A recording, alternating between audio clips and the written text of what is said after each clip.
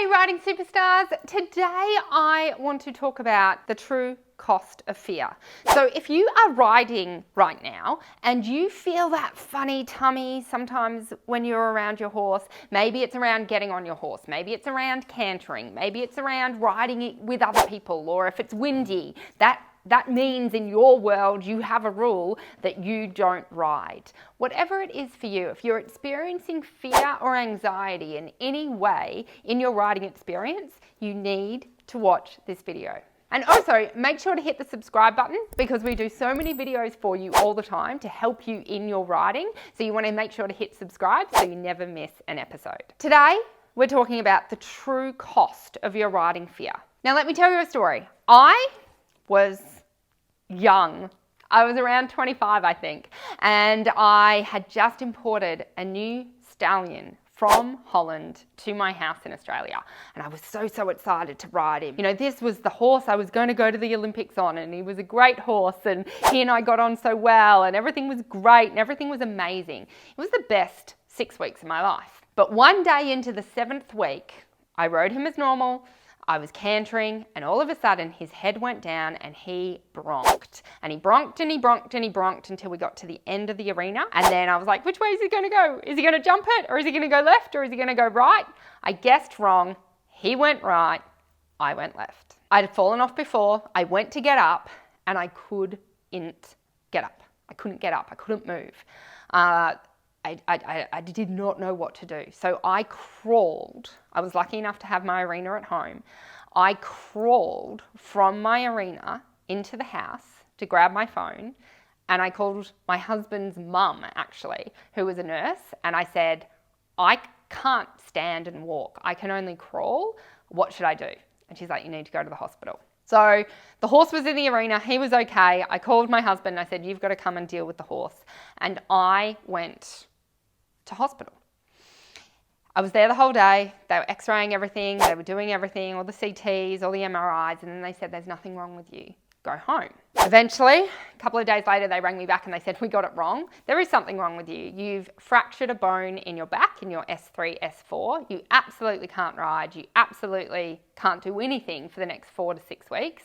And then you've got to come back in for rescans to find out if it's all healed and you can go back to riding. So I had 6 weeks that I couldn't get on a horse's back, and I had 6 weeks to think about what had just happened. And I'd had falls before, and I'd felt fear at different times during my riding, but nothing compared to what I felt now. I was terrified because I didn't know that it was going to happen. I wasn't in control, and therefore, to get back on the horse, could it happen again? Well, yes, because I didn't know that it was going to happen the first time, and I couldn't stop him. I couldn't control him. He got his head down and off he went. I couldn't stop it. And I had 6 weeks to think about it. And what was happening is, I don't know if it's ever happened to you, but I was just hoping that everything was going to be okay. Who does just the hope? Magic fairy that everything will be okay. I literally didn't know the steps or what I should be doing. I went to high school, I went to university. Never once did I do a class which was something really bad happened to you. This is how you process it, and this is how you don't feel fear of it happening again. I don't know about you, but I never did that class. So I was on my own and I didn't know the steps of what I should be thinking, what I should be doing. And then I remember 6 weeks later, putting my foot in the stirrup, shaking, going, I have to get back on this horse's back or I may as well give up riding. But if I swing my leg over and get on this horse's back, I might get really hurt again or something really bad might happen again. And I'm not in control and I don't know how to stop that from happening again. So I actually then did a lot of training and a lot of research on how our brains work and how fear works. And that's where I did my NLP training. And that's where I really went down to the nitty gritty of why does fear manifest and what does it stop us from doing? So for 6 weeks, I couldn't ride my horse because I medically wasn't allowed to. I didn't ride for another couple of weeks because I mentally couldn't. I missed out on competitions. I missed out on rides with friends. I missed out on cantering in the woods. I missed out on what I love, dressage training, I missed out on all these things. But I desperately wanted to ride again, and I didn't just want to ride again. I wanted to have fun while I rode. I wanted to enjoy it. So that commitment to not only was I going to get back on the horse, but I was going to enjoy it again, made sure that I conquered my fear very quickly.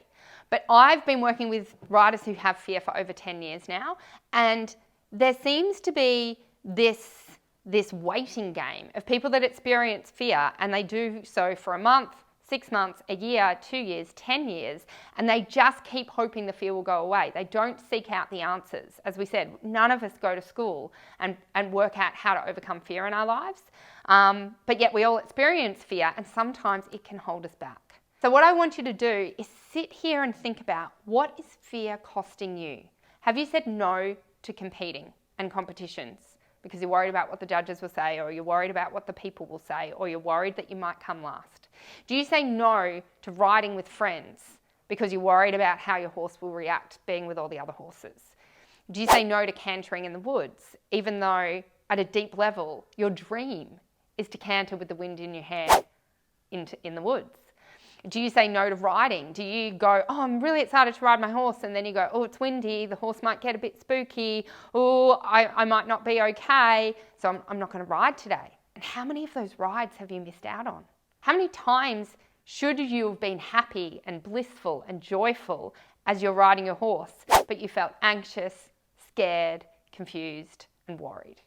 That's what fear does. It steals our joy. It steals our happiness. It steals our bliss, which is why we got into horses in the first place. We ride horses because we love it. We love the sensation of being in the saddle. We love the sensation of the wind in our hair. And we love the horse. We love the animal. We love the bond, the connection. And we have this amazing relationship. And then something happens which breaks the relationship. And then all of a sudden riding means anxiousness, fear, scared, worry, what if? I find with most people that I work with fear, constantly have the what if soundtrack. What if? I also come across other riders who legitimately maybe should feel a bit of fear because they aren't in control. So the twin part of me getting my mental strength right to ride the stallion was also, I had to go to a trainer and say, when my horse goes to bronc, how do I stop him doing it? How do I make sure he can't? And I realized the step one was he got his head down. So I went, if I can stop him getting his head down, then he actually can't bronc. So then I developed the skill that if I could feel it, and the feeling that I could feel his back tense a millisecond before he went to put the head down. When I could anticipate that and then block the head going down, I was all of a sudden in control.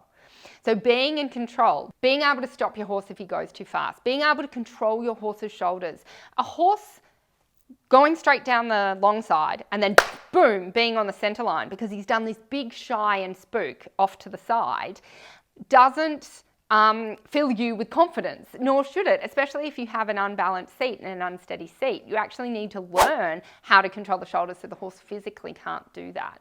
So partnering your skills with being able to control your horse with your mental understanding that even if you're not in control, you're going to be okay, and accepting and developing and creating the correct what ifs is exactly what you need to do to overcome fear. So you've written down a list, I hope, as I've been talking about what fear is costing you.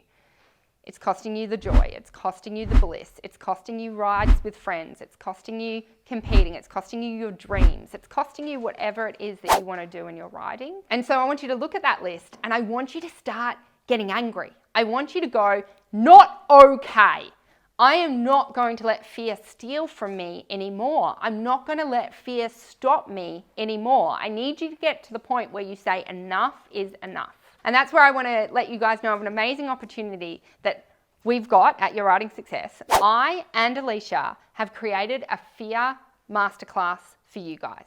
And in this fear masterclass, we're going to teach you how to get control of your brain and how to control fear from a mind perspective, but also how to use what Alicia calls TSMG to be able to control your horse and to be able to be in control. So you don't need to fear falling off or your horse spooking, because you can actually stop that from happening. It's an amazing masterclass. I'm so excited to do it with her, and I'm so excited to be able to bring this to you. So click the link in the description to join the masterclass now, because enough is enough. It is your time to experience fun, love, joy, and confidence in your riding, and stop these negative, horrible feelings. Stop letting fear cost this amazing gift that you've been given. Stop letting fear block you and stop you. It's time to overcome it together, and that's why we've created this masterclass. So click on the link below. I can't wait to see you there, and we'll see you soon.